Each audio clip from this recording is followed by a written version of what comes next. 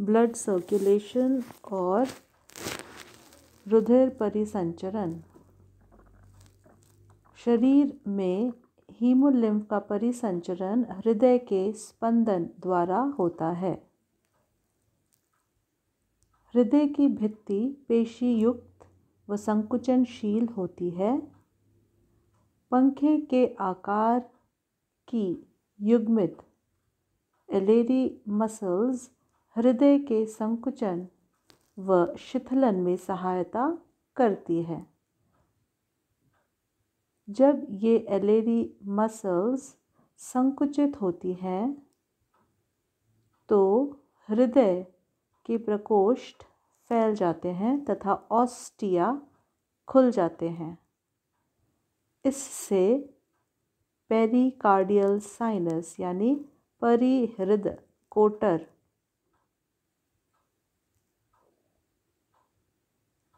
में भरा हीमोलिम्फ हृदय प्रकोष्ठों में भर जाता है।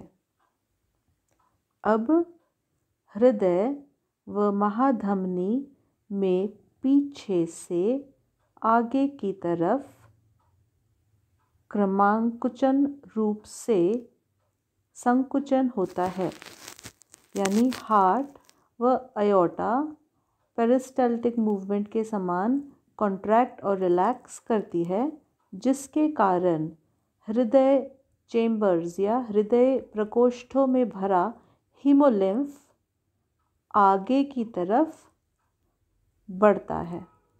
इस तरह हीमोलिम्फ शीर्ष कोटर यानी हेड साइनस में चला जाता है। सिर में प्रत्येक श्रृंगिका के आधार पर एक स्पंदनशील तंबुका पाई जाती है, यानी पल्सेटिंग वेसिकल पाई जाती है, जो निरंतर रक्त को श्रृंगिका यानी एंटेना में पंप करती है। सिर में उपस्थित शीर्ष कोटर से हीमोलिम्फ बाहर परितंत्रिकीय कोटर में चला जाता है, यानी from head sinus after providing the nutrient to the antenna region or to the antenna, the hemolymph then flows back into the perineural sinus. Haemolymph बहकर परितंत्रिकीय कोटर में चला जाता है। वक्ष के अधर तनुपट तीनों जोड़ी टांगों में भी एक विभाजन पट्टी के रूप में फैला रहता है। As already discussed that there is a ventral diaphragm present in the ventral region which separates the hemocoel from the ventral nerve cord and the leg appendages.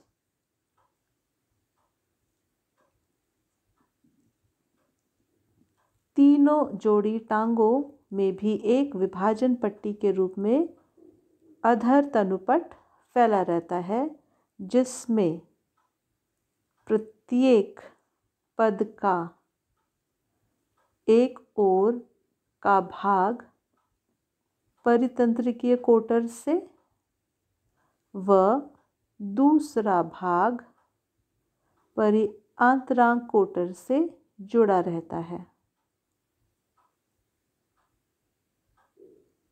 अतः वक्ष भाग में परितंत्रिकीय कोटर से हीमोलिम्फ बहकर परिआंतराग कोटर में आ जाता है।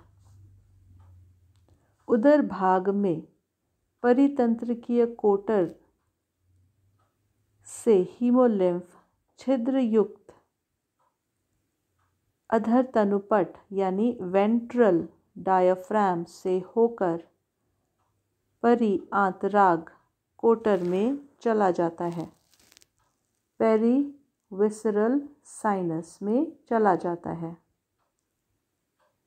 तथा वहाँ से छिद्र युक्त पृष्ठ तनुपट से होकर परिहृद कोटर में चला जाता है। From the haemocoel or from the perivisceral sinus via the dorsal diaphragm which is perforated, जिसमें छिद्र उपस्थित होते हैं। तो हीमोलिम्फ पेरीविसरल साइनस से डायाफ्राम डोर्सल डायाफ्राम से होता हुआ पेरिकार्डियल साइनस में चला जाता है। इस तरह हीमोलिम्फ निरंतर शरीर में परिसंचरित होता है। तो in a nutshell if I want to describe how the circulation goes, the hemolymph flows from posterior heart to the anterior region. From anterior aorta, the hemolymph goes to the head region. In head region, there are the pulsating vesicle or pulsatile vesicle which pumps the hemolymph into the antenna. From there, the hemolymph, it goes into the perineural sinus. Then from perineural sinus, the hemolymph goes to leg region, supply nutrient, and then again comes back to the perineural sinus. By perforation present in the ventral diaphragm, the hemolymph then goes into the perivisceral sinus. From perivisceral sinus via dorsal diaphragm, which is perforated, the hemolymph goes into the pericardial sinus, and from pericardial sinus the hemolymph goes into the heart. So this is how the hemolymph travels. Blood, cockroach का रक्त रंगहीन होता है जिसे haemolymph कहते हैं। इसमें श्वसन वर्णक का अभाव होता है तथा अनेक श्वेत रक्ताणु पाए जाते हैं। रक्ताणु जो हीमोलिम्फ में उपस्थित होते हैं उन्हें हीमोसाइट कहते हैं। श्वसन वर्णक के अभाव में यह कार्बन डाइऑक्साइड और ऑक्सीजन का लेन देन व संवहन नहीं कर पाता। इसके रंगहीन प्लाज्मा में 70% जल तथा शेष भाग में अमीनो एसिड, यूरिक एसिड, कुछ मात्रा में पोटेशियम, सोडियम, कैल्शियम, मैग्नीशियम आदि के लवण, फैट यानी वसाएं, शर्करा एवं प्रोटीन्स पाए जाते हैं। यह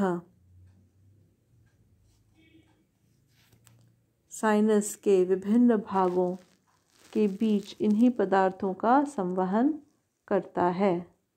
रक्त में पाए जाने वाली कणिकाएं हीमोसाइट कहलाती हैं। ये प्लाज्मा में स्वतंत्र रूप से विचरण करती हैं तथा जीवाणु आदि का भक्षण कर शरीर को जीवाणु से मुक्त रखती हैं।